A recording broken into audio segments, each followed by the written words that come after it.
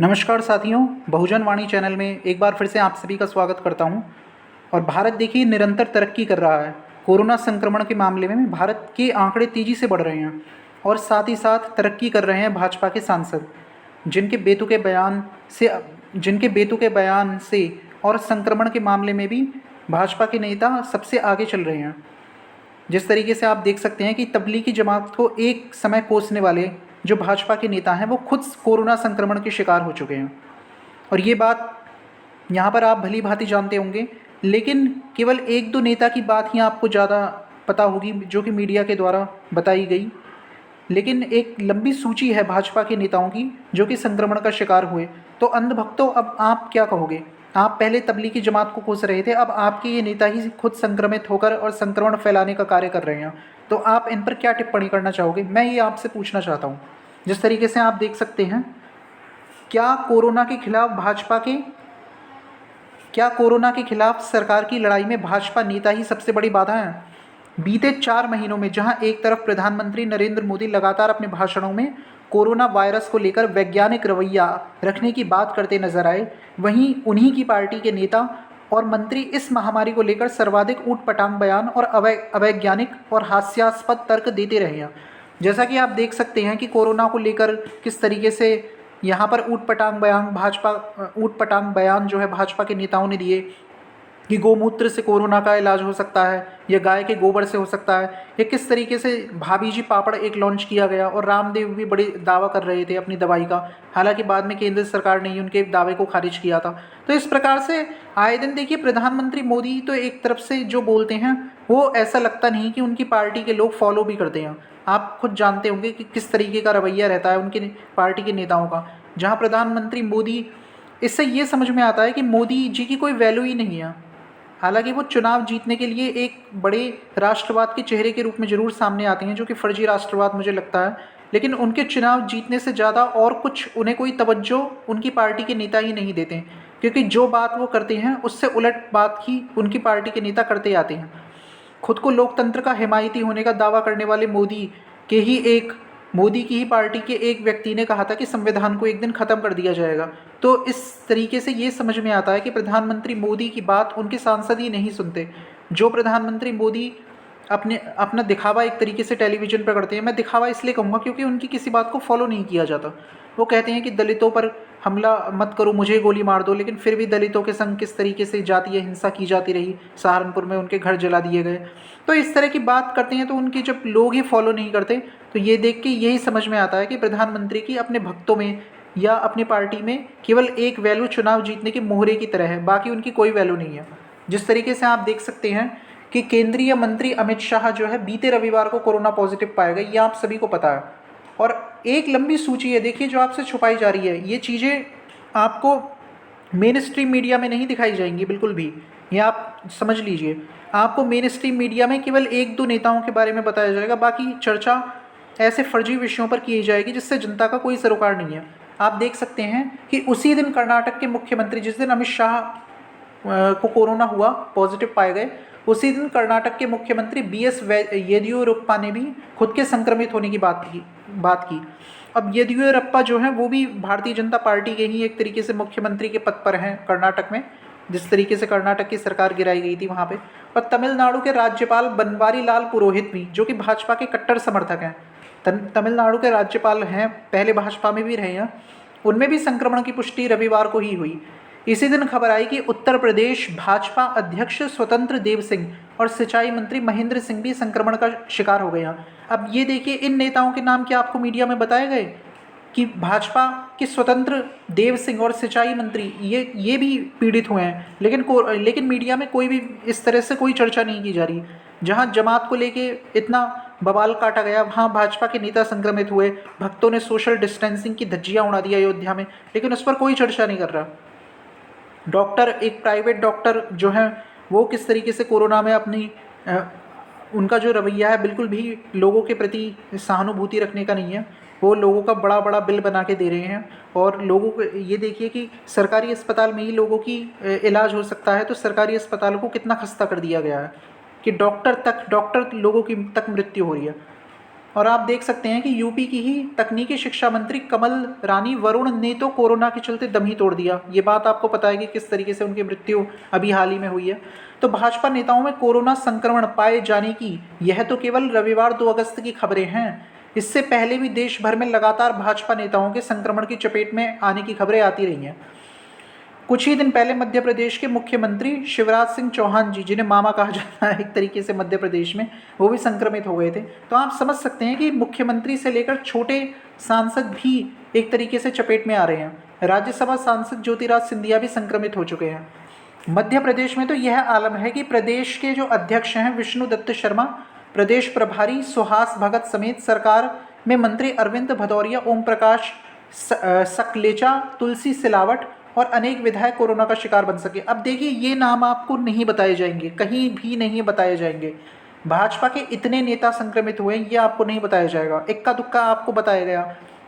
ये लोग देखिए, अब मैं आपको देखिए, मध्य प्रदेश में संक्रमित होने का कारण ये भी हो सकता है कि देखिए मध्य प्रदेश में कोरोना का जब कहर बरप रहा था पूरे विश्व में, तब भारत जो है, भारत के प्रधानमंत्री या भाजपा की जो पार्टी थी वो मध्य प्रदेश में सरकार गिराने में व्यस्त थी। 25 मार्च तक यही ड्रामा होता रहा। तो क्या इसका दोष नहीं माना जाए कि उसमें क्या सोशल डिस्टेंसिंग हुई होगी?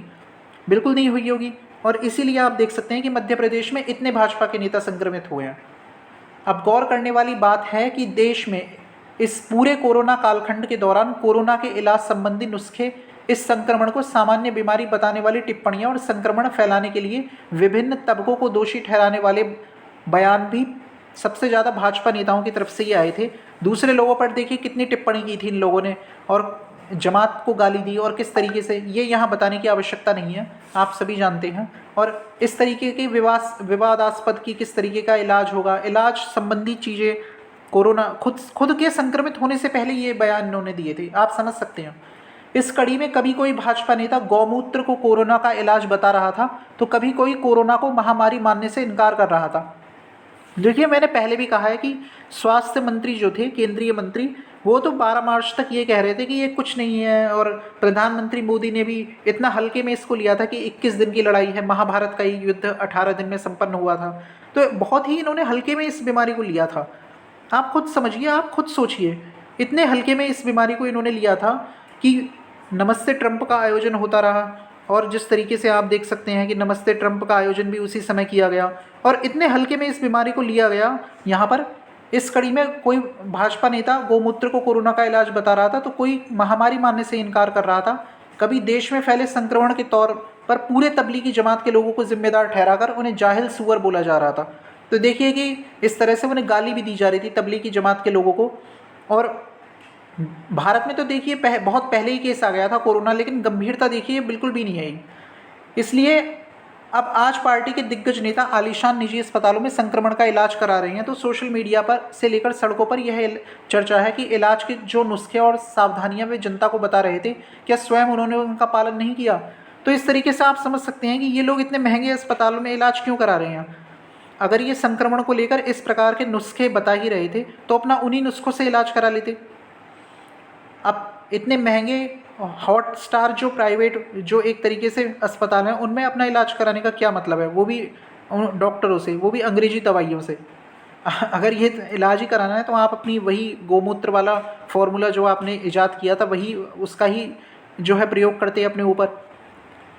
तो इस तरीके से आप देख सकते हैं कि अब तो जमाती भी नहीं है, तो फिर कैसे भाजपा के नेता संक्रमण का शिकार हो रहे हैं। ये यहाँ पे एक महत्वपूर्ण, जिस तरीके से सांप्रदायिकता का जहर फैलाया गया कि कोरोना का एकमात्र कारण जमातियों को बता दिया गया, यानी कि जमातियों से ही, जिसको भी हुआ कोरोना जमातियों से ही हुआ। लोगों ने देखिए मेरी गली में बहिष्कार तक करना शुरू कर दिया था। जो चौकीदार रहता था वो नाम आधार कार्ड पूछ के एंट्री देता था। इस तरह का भेदभाव भारत में, लोकतांत्रिक देश में, कि मुसलमान होगा तो उसे एंट्री नहीं देंगे। अरे मुसलमान है क्या, वो जमाती है क्या? आप सारे मुसलमानों को जमाती बता देंगे? अरे जमातियों की तो कुछ भीड़। अब देखिए, ये बीमारी विदेशी बीमारी है, भारत के मुसलमानों से नहीं हुई होगी। अगर जमातियों से भी हुई है तो जमाती भी विदेशी थे, और उनकी स्क्रीनिंग एयरपोर्ट पर करने का काम जो है वो भाजपा सरकार का था। भाजपा सरकार ने, अब सवाल भाजपा सरकार से बनता है। जमातियों पर तो देखिए सवाल बनता ही है कि जमातियों को इस तरीके से नहीं करना चाहिए था, इस तरीके से भीड़ जमा नहीं करनी चाहिए थी। लेकिन फिर भी एक सवाल तो सरकार से भी उठता है कि आपने स्क्रीनिंग क्यों नहीं की? 30 जनवरी को पहला मामला आने के बाद ही आप क्यों सतर्क नहीं हो गए? और इस तरीके का ढुलमुल रवैया आपने क्यों अपनाया कि पूरे देश में आज ये हालत हो गई है कि लाखों लोग चपेट में आ चुके हैं, हजारों लोग मर चुके हैं? तो ये आप ही की तो भूल है। लोकसभा में बेनीवाल कहते आए कोरोना के मरीज इटली से आए हैं, कभी कोई कुछ कहता था, कोई कुछ कहता था, कभी इटली का नाम लेके जो एक तंज किया जाता था कांग्रेस पे। विडंबना है कि गांधी परिवार का तो कोई भी सदस्य कोरोना संक्रमित तभी नहीं हुआ। अब बताइए, आप खुद समझिए कि इटली का नाम लेकर किस तरीके से। और ये आप देख सकते हैं कि फिर भी कांग्रेस पार्टियों के नेता ने अपनी सभ्यता बरकरार रखी है, कोई इस तरीके का बयान उन्होंने नहीं दिया जो अब जो जवाब में इनको दिया जा सकता था, उल्टा सीधा बयान। अब ये देखिए कि गोबर गाय गोमूत्र पार्टी बनके भाजपा रह गई है। 4 मार्च को उत्तर प्रदेश के लोनी से भाजपा विधायक नंद किशोर गुर्जर ने दावा किया था कि कोरोना मेरी विधानसभा में नहीं घुस सकता। इस तरह के हास्यास्पद दावे इन लोगों ने किए क्योंकि लोनी शहर में गायों की संख्या ज़्यादा है। अब बताइए कि गायों की संख्या ज़्यादा होने से कोरोना जो है दस्तक नहीं देगा। उन्होंने दावा किया था कि जहाँ गाय होती है वहाँ किसी भी तरह का वायरस नहीं आ सकता। देखिए, इस तरह का एक तरीके से धर्म से जोड़कर इसे पेश करने की कोशिश की जा रही है राष्ट्रवाद के तौर पे। और ये देखिए, मुझे ऐसा लगता है कि ये लोग बच्चे तो हैं नहीं, ये आप लोगों को बेवकूफ़ समझते हैं, जनता को बेवकूफ़ समझते हैं, इसलिए जनता को ही भरमाने के लिए इस तरह का बयान देते हैं। खुद ये सब जानते हैं, खुद को संक्रमण होगा तो इलाज अपना गाय से नहीं करवाएंगे, फिर इलाज अपना अस्पताल में ही करवाएंगे। तो इस तरीके से यहाँ पर इससे पहले भाजपा विधायक सुमन हरिप्रिया भी गोमूत्र और गाय के गोबर से कोरोना का इलाज खोज चुकी थी। तो सभी गोमूत्र और क्या कहते हैं गाय के अब गोमूत्र का प्रयोग क्यों नहीं कर रहे? अब असम विधानसभा के अंदर उन्होंने कहा था, हम सभी जानते हैं कि गाय का गोबर काफ़ी फायदेमंद होता है, जैसे गोमूत्र के छिड़काव से कोई जगह शुद्ध हो जाती है। मुझे लगता है कि इसी तरह गोमूत्र और गाय के गोबर से कोरोना के वायरस का इलाज हो सकता है। तो इस तरीके के बयान इन लोगों ने दिए थे। और ये भी कहा था कि हिंदू संस्कृति विश्व की महान संस्कृति है, हवन पूजन में जिस सामग्री का प्रयोग होता है वह वातावरण से हानिकारक तत्वों को चुटकियों में नष्ट करने की ताकत रखती है। तो एक तरीके से हिंदू संस्कृति को इससे यहाँ पर जोड़कर, लेकिन उसका फ़ायदा क्या हुआ? आप बताइए, क्या फ़ायदा हुआ? आपको कोरोना पॉजिटिव नहीं हुए? क्या आप कोरोना से बच गए? तो इस तरीके का हास्यास्पद बयान इन्होंने। और ये देखिए कि अब भारत में स्थिति क्या है कि कोरोना के रविवार सुबह भारत में कोविड-19 के एक दिन में रिकॉर्ड 64,399 मामले आने के बाद संक्रमण के कुल मामलों की संख्या 21,53,10 पहुंच गई और मृतकों की संख्या 43,379 हो गई है। तो ये एक दिन में अब देखिए, पहले 40,000, फिर 50,000, फिर अब 60,000, अब 70,000 तक मामले आने शुरू होंगे। क्योंकि देखिए, टेस्ट ही नहीं हुआ, 2 करोड़ की आबादी का टेस्ट हुआ है केवल, और 2 करोड़ का आप प्रतिशत निकाल दीजिए कि 125 करोड़ का कितना प्रतिशत 2 करोड़ की आबादी बैठते हैं, आप खुद समझ सकते हैं। और जैसा कि आपने देखा कि इस तरीके से खस्ता हालत जो है सरकारी अस्पतालों की है, यह आप देख सकते हैं कि भारत में कोविड-19 से लगभग 200 डॉक्टरों की मौत हुई है। ये IMA ने कहा है। इंडियन मेडिकल एसोसिएशन ने प्रधानमंत्री से आग्रह किया है कि वे इस मुद्दे पर ध्यान दें। देखिए, अब अगर इंडियन मेडिकल एसोसिएशन ये प्रधानमंत्री से दावा कर रही है तो इसका सीधा सीधा अर्थ है कि इस मुद्दे पर ध्यान ही नहीं दिया गया। जो सुरक्षा किट जो मांग रहे थे डॉक्टर, जब सुरक्षा किट पे सवाल उठाते थे तो उनको देशद्रोही कह दिया जाता था। और सरकारी अस्पतालों की हालत देखिए कितनी खस्ता कर दी गई है कि इतने डॉक्टरों की मृत्यु। अब इसे क्या कहेंगे? क्या ये व्यवस्था अव्यवस्था नहीं है? क्या आप इसे अव्यवस्था नहीं मानेंगे? अगर नहीं मानेंगे तो आप फिर एक तरीके से आप भक्ति कर रहे हैं और आपको फिर समझाना बेकार ही है। जिस तरीके से आप देख सकते हैं कि शनिवार को IMA ने चिंता जताते हुए कहा, IMA की तरफ से एकत्रित नवीनतम आंकड़े के मुताबिक हमारे देश ने 196 डॉक्टरों को खो दिया, जिनमें से 170 की उम्र 50 वर्ष से अधिक थी और इसमें 40% जनरल प्रैक्टिशनर्स थे। तो इस तरीके से आप देख सकते हैं कि डॉक्टरों के शीर्ष संगठन ने कहा है कि बुखार और इससे जुड़े लक्षणों के लिए ज़्यादा संख्या में लोग जनरल प्रैक्टिशनर्स से ही संपर्क करते हैं, इसलिए वे पहला संपर्क बिंदु होते हैं। अब देखिए कि जो प्रैक्टिशनर्स हैं ये, इन पे कितना रिस्क ये लेकर अपना कार्य करते हैं। और ऐसी स्थिति में अगर ये सुरक्षा किट पर सवाल भी उठाते हैं तो इसमें बुरा क्या था जो आपने इन लोगों को देशद्रोही कह दिया। अब इतने लोगों की मृत्यु हुई है।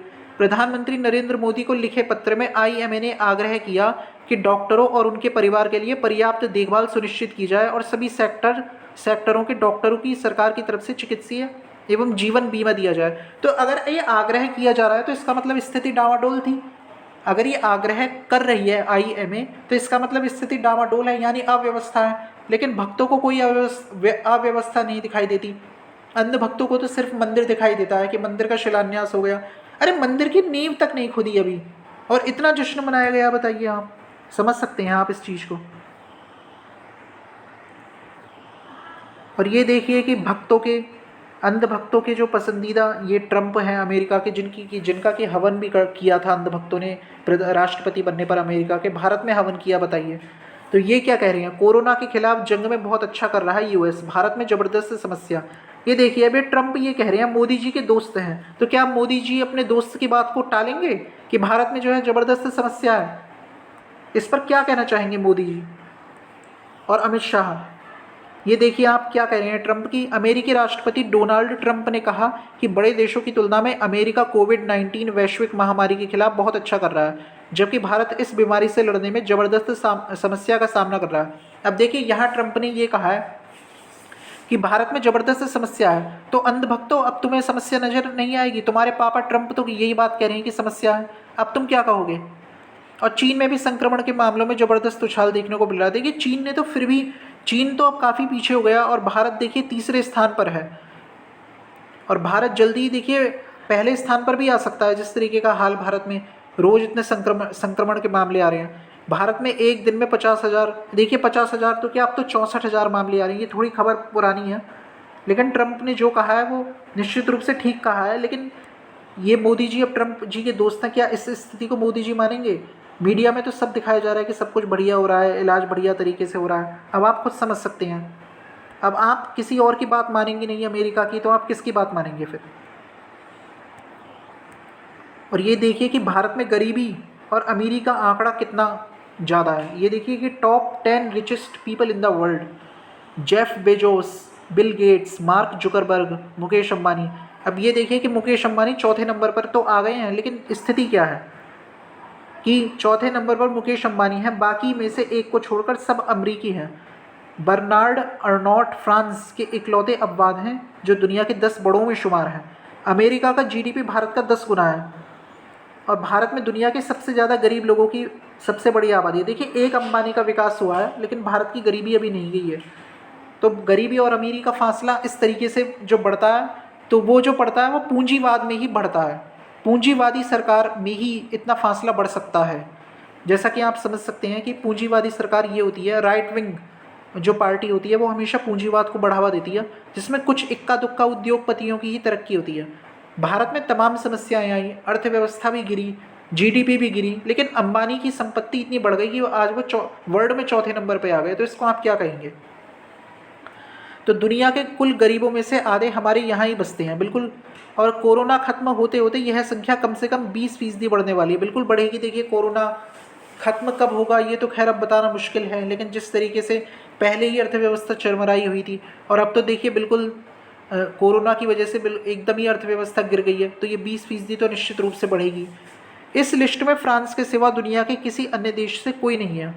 अब आप समझ सकते हैं कि अमेरिका जैसा देश और यूरोप जैसे देश में तो फिर भी बहुत बड़ी अर्थव्यवस्था है, भारत की जीडीपी गिर रही है, फिर भी भारत में से एक व्यक्ति इतना करोड़पति कैसे हो रहा है?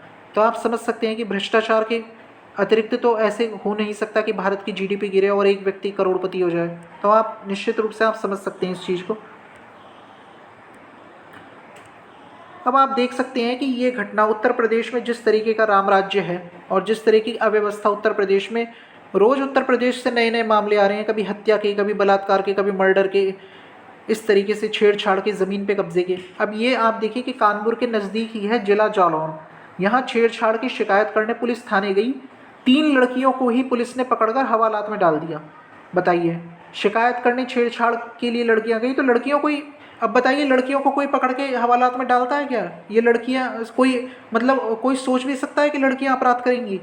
वो भी गिड़गिड़ाती हुई लड़कियाँ। उनके माँ बाप जब बच्चियों को छोड़ देने के लिए पुलिस से गिड़गिड़ाए, हाथ पैर जोड़े, तो उनसे 10,000 रुपये की रिश्वत मांगी गई। ये व्यवस्था है उत्तर प्रदेश में, और ये मैं समझ सकता हूँ, ये ये जो अगर जाति चेक की जाएगी तो ये जो जाति निकलेगी वह बहुजन समाज से निकलेगी, जिनको कि ये पुलिस वाले परेशान करते हैं। और इसलिए बहन कुमारी मायावती जी हमेशा से ये कहती रही हैं कि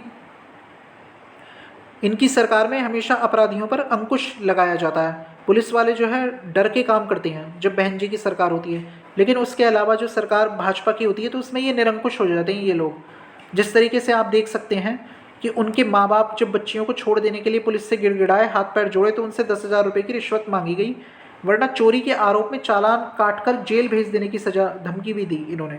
मतलब कि पैसे नहीं दोगे, रिश्वत नहीं दोगे तो चालान करने का। देखिए किसी भी तरीके से जो मन में आया वो यहाँ पे पुलिस कर रही है, कोई भी लगाम पुलिस पे नहीं है। और किसी तरह छूट कर घर लौटने पर 3 में से 1 लड़की ने अपमान से आहत होकर आत्महत्या भी कर ली। तो ये इस तरीके से बिल्कुल टॉर्चर कर देते हैं आदमी को कि बहुत से लोग देखिए आत्मदाह करने पर विवश हो जाते थे। जब लोगों की FIR नहीं लिखी जाती थी थाने में, तो कई बार जैसे कि कुलदीप सिंह सेंगर के मामले में भी था कि आत्मदाह करने की कोशिश की थी, न्याय नहीं मिल रहा था। तो इस तरह की व्यवस्था देखिए इनकी सरकार में रोज मामले सामने आ रहे हैं। अब आप क्या समझ सकते हैं, ये राम राज्य है योगी का, ये वही प्रदेश है जिसमें मंदिर बन रहा है। अब आप जय श्री राम के नारे लगा सकते हैं, लेकिन ये भी देखिए कि किस तरह की स्थिति उस प्रदेश में बन रही है जिसमें राम का मंदिर या राम राज्य होने का दावा किया जा रहा है। आप समझ सकते हैं, ये आप वीडियो में देख सकते हैं किस तरीके का यहाँ पे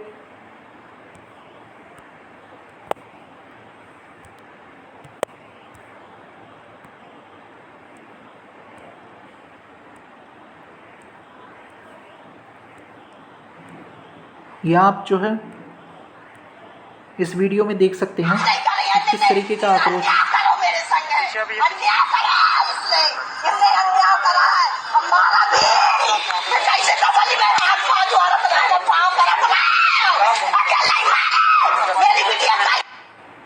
ये देखिए कि किस तरीके का यहाँ पे आक्रोश है, जिस तरीके से पुलिस ने व्यवहार किया है इनके संग, कि शिकायत कराने गए थे छेड़छाड़ के और इन्हें ही कैद कर लिया पुलिस ने, इनकी बच्चियों को ही जेल में डाल दिया और रिश्वत देने की धमकी भी दी।